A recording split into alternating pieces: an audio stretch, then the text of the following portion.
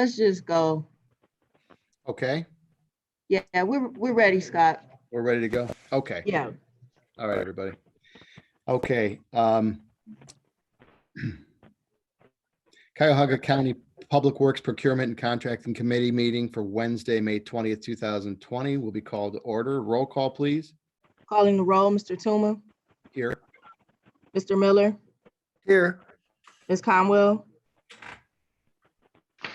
Mr. Schrein, Here.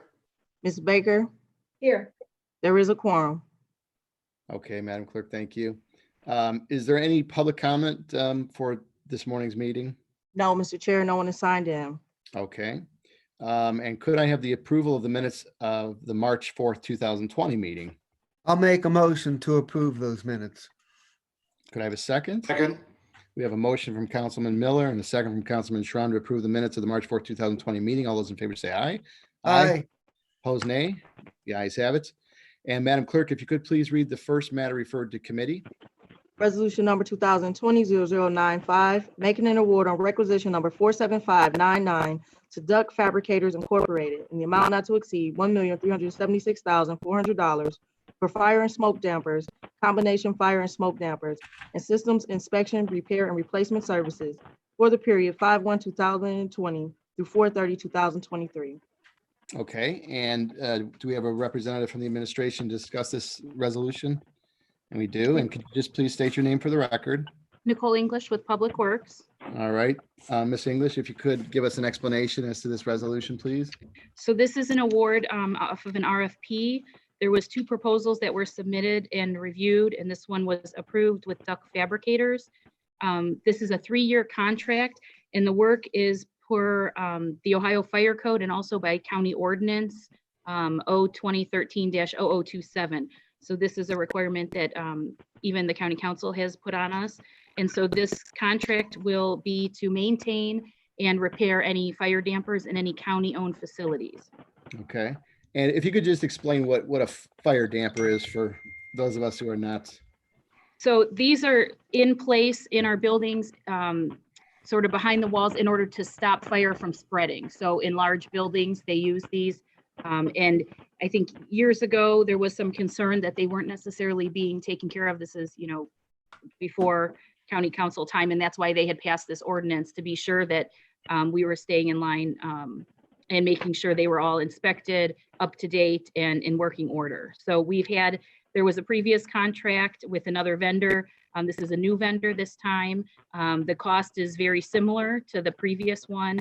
And while the 1.376 million is for the 3-year period, on average, it's around 450,000 for a full year. Okay, and then could you just explain the process by which this company was chosen? So it seems like it's a pretty limited area, restricted area.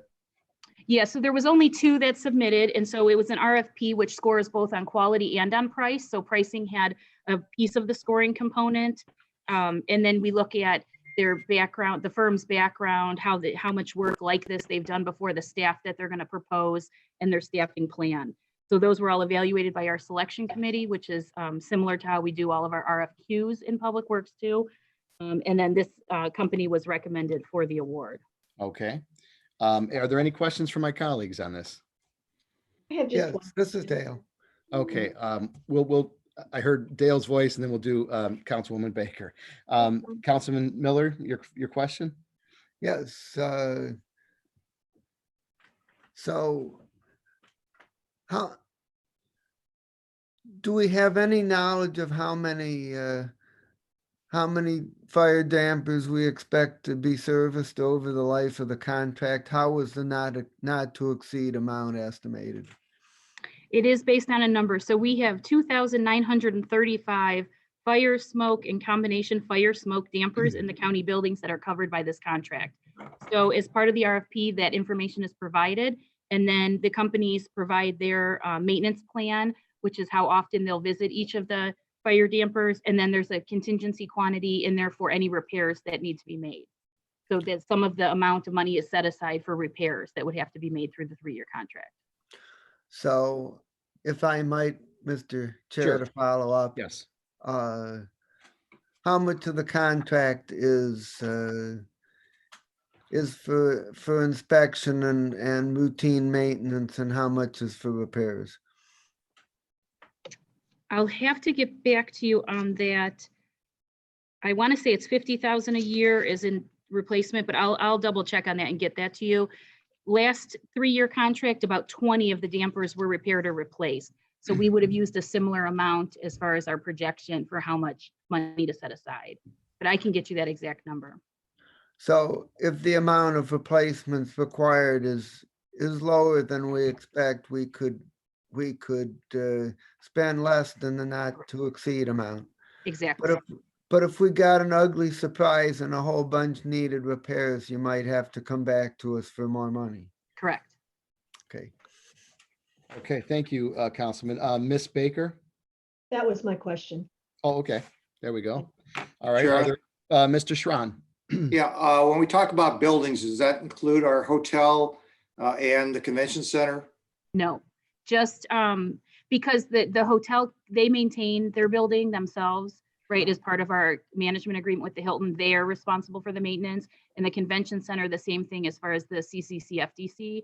So we are not in those two buildings. Okay, but we have fire dampers, I assume, in both of those locations? I would assume, but I am not positive, so we could check on that too. It would just But seem to me that if we're going to this kind of expense on our own controlled buildings, those that we actually own, we should verify that our tenants are doing the same thing. Because obviously those are our most valuable buildings that we've invested in recently, are those buildings. Right. I'll double check on that for you. Thanks. Okay, any other questions from any other council members? Yes, Mr. Chairman, I have one more question. Yeah, as Mr. to Miller. Whether the company that we're contracting with is a local company. They are located on Addison Road in Cleveland, It's pretty Council local. District 7. Okay. Okay, thank you. Good questions. Ms. English, I see the time frame, May 1st, 2020 through April 2023. So I'm assuming that being a situation involving smoke, dampers and such for fire, this would be something we probably want to get moving on. So I'm assuming you're looking for this to be under second reading suspension. Yes, we'd appreciate that. Okay, so I'll make that motion. Could I have a second for second reading suspension? Second. Okay, I have a motion and a second from, Councilman Schron, I think I heard, for second reading suspension on 2020-0095. All those in favor say aye. Aye. Opposed, nay, and the ayes have it. All right, thank you. And Madam Clerk, if you could please read the next resolution. Resolution number 2020-0096, making an award on requisition number 47939 to Independence Excavating in the amount not to exceed $5,853,453 for replacement of Memphis Road Bridge number 00.62 over CSXT Railroad in the city of Brooklyn. Okay, and again, if you could just state your name for the record. Nicole English with Public Works. So this is an award of a bridge project, Memphis Road, which is over the railroad next to Memphis Kitty Park is probably the easiest way to describe this one. Right. There was 2 bids that came in. One was significantly over, 56% over. I think they were just trying to make a point that they couldn't hit the estimate at all. The bid we're accepting is 8.9% over. So it is just less than the 10% that's acceptable.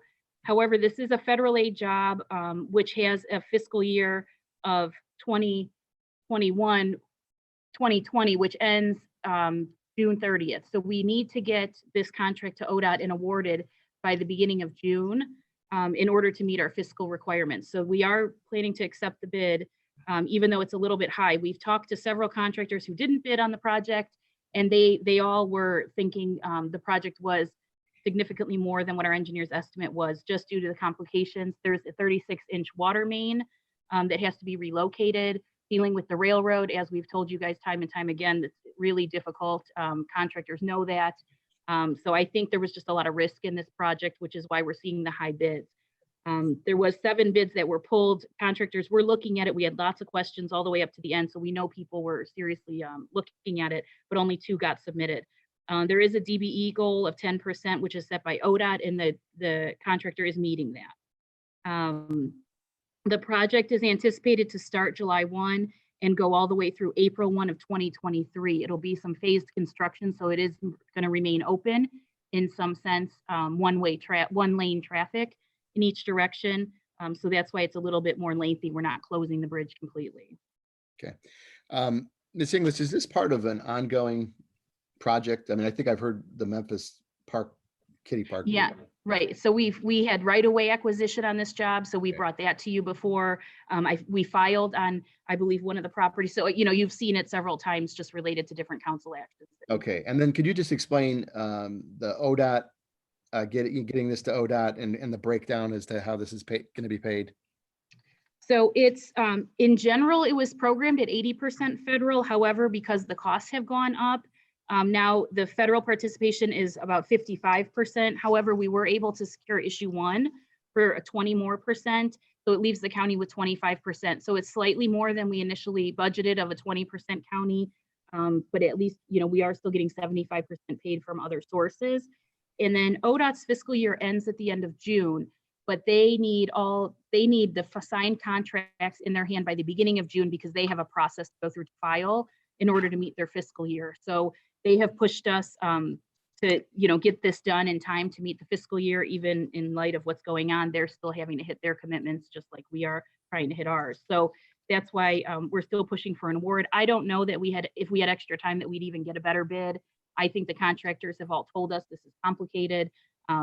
Even though it's 9% over, I think it's still a decent amount for such a complicated project. Okay. And Ms. English, what was the anticipated county percentage that originally? You said 25% were responsible for now. What was it typically originally? 20. It was for programmed as an 80% federal, 20% county. Okay. So once we knew it was going over and we were going to be maxed out on federal funding, that's when we made that decision to apply for issue 1 to try to help cover the Okay. excess costs. Okay. Any questions from my colleagues? Yes, I have a couple questions. Okay. Mr. Miller? So, what accounts for the large cost escalation? And if we had anticipated the higher cost when we first applied to the federal authorities, could we have gotten a larger federal participation? English? Could we have gotten a little bit more? Maybe. It's through the CEAO program. So you are capped at 5 million for a project. So we would have been able to get a little bit more. However, when we first scheduled the project, we did not realize that we were going to impact the water line. That was never part of the project until we started getting into the design, and they realized in order to place the abutments, they had to move the water line. And the water line being 36 inches is significant. And the costs associated with that, I believe, are almost $800,000. So that alone is the big chunk that pushed it up. Mr. Chairman, Director, so they can pretty much charge whatever they want, or do we Exactly. have any other options? No, you have to use their flaggers. You have to go through them for any of their reviews. They hire it out mostly, but they tend to hire flaggers that. This is a good price. Yep. Right. I guess you just want to make sure that we're not rushing just to get it through because of the time constraints. Yeah, you'll see, the road jobs were really pretty good at estimating because it's easy, you can estimate how much quantity you have, a road is pretty simple. They might run into some more base repair, but you know what you're going to find. These bridge jobs, they're all different. So we do our best on the front end to estimate them, but until you really get into it and figure out how you're going to build it and how you're maintaining traffic and the risk that the contractor has, they're pretty hard to estimate. So, we do our best, but you see the bridges tend to be a little bit more variable than the roadside. Right. Okay. And Mr. Schron had a question. Yeah, thank you, Mr. Chairman. When were these quoted out there? How long ago? These bids were closed on April 6th. Okay, so that would have been almost at the very beginning of, all these bids would have come in probably prior to the coronavirus really taking and having an economic impact, because they would have been worked up in March more than likely. Yeah, I mean, there was an extension for a week because we were still answering some questions. So I'm to, how much profit they're willing to make based on the risk of the job. That's kind of, we have a hard time estimating that until we get the bids. And to follow up on what Councilman Schron said about the flow of state work, there has to be a severe drop off in gasoline tax revenue because of the reduction in driving that people have done under the lockdown conditions, and so I would guess that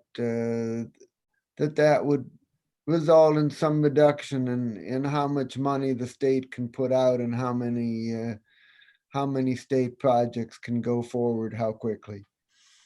Yeah, we've been told they still haven't worked out the numbers, I don't think from last month, but I know the Turnpike we talked to, and they said their vehicle traffic was down 50%.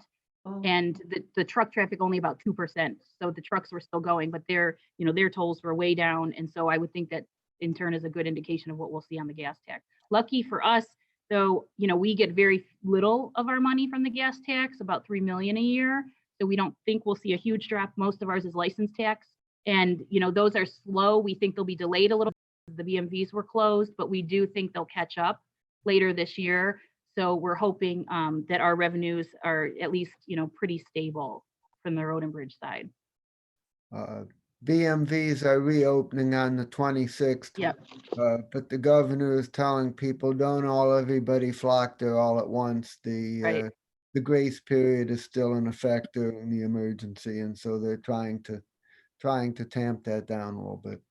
Except for my 15-and-a-half-year-old son who's been waiting 2 months for his temps. He's ready to go next week. Probably, I bet. Yes. Okay. So- Good luck with the insurance, by the way. That's Yeah, awesome. boy, too, I know. Yeah. Okay, any other questions from my colleagues on this resolution? Okay, seeing none, bringing up at the next committee meeting, because I don't want anybody to be surprised, and I want information prior to discussing it. And that is Ms. English. It's kind of dealing with some of the stuff that Councilman Schron and Councilman Miller had brought up with respect to our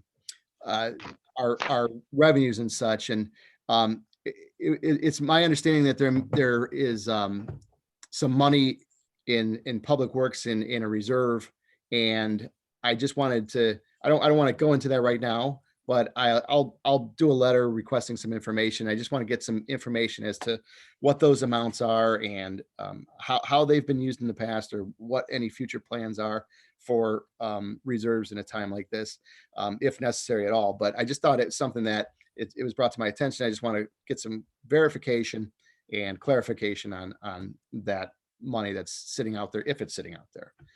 So I'll do a letter to you guys and give you a heads up as to what we're looking for. And anything else in miscellaneous? Okay, seeing none, could we have a motion to adjourn? I so move. Okay, and we have can I second? We have a motion, and I'll make the I'll second. second. Ian Baker. Ms. Baker will make the second. To adjourn, all those in favor say aye. Aye. Aye, opposed nay. The ayes have it. And we will adjourn Public Works at 10:29 a.m. Okay, have a good evening. All right, thanks, everybody.